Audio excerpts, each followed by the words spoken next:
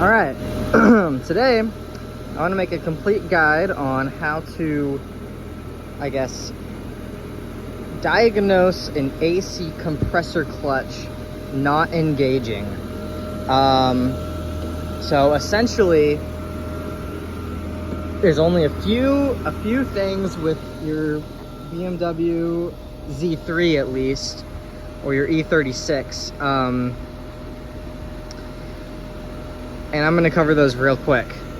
I won't exactly show what I do, but I'm gonna cover them how I did it. So first thing you need to do, number one, you need a voltmeter, okay?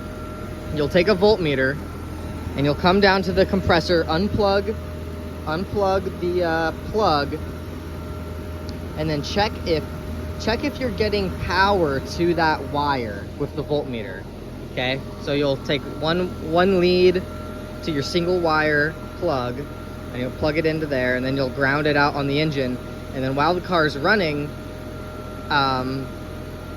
like, you should eventually get a signal come on. If you don't get voltage, then you've got a different problem down later in electrical. Another thing to check, take a wire.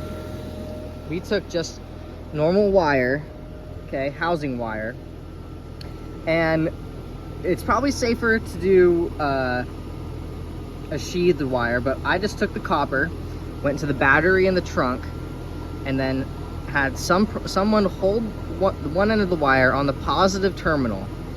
Then you take your other strand, which I cut a piece, we'll get to that later. You'll take your other end and you'll touch it to the single wire on the AC compressor. If the clutch engages, that means that the AC compressor clutch is okay, and it's an electrical problem causing the clutch to not get a signal to engage, okay? Number two, your relays. So you're gonna have a relay box that looks like this, okay? And then these yellow relays right here. Well, number one, check your fuses. Check all your fuses. Number two, you're gonna have relays, those two yellow relays. The front yellow one is your AC compressor relay, the clutch relay. The back one is your front fan relay, your electric fan. Swap them.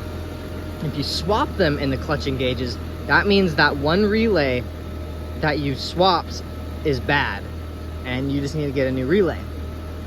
Now, if it's not the relays, if it still doesn't engage when you swap the relays, there's a small chance that the relays could be bad.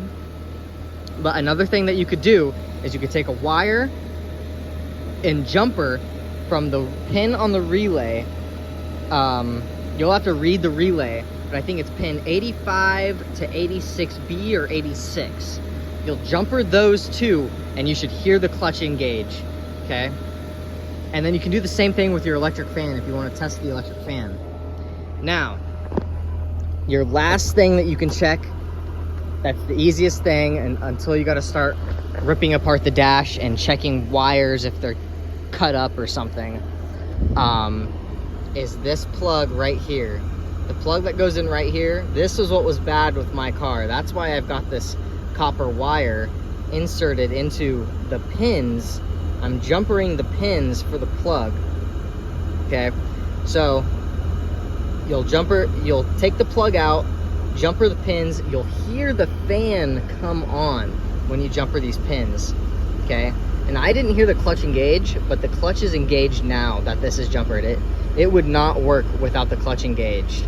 So yeah, that's basically the how-to guide. If you're coming here to look how to charge your AC, I would watch Chris Fix's video.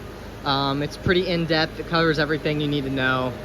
Go on Amazon, get one of these gauges.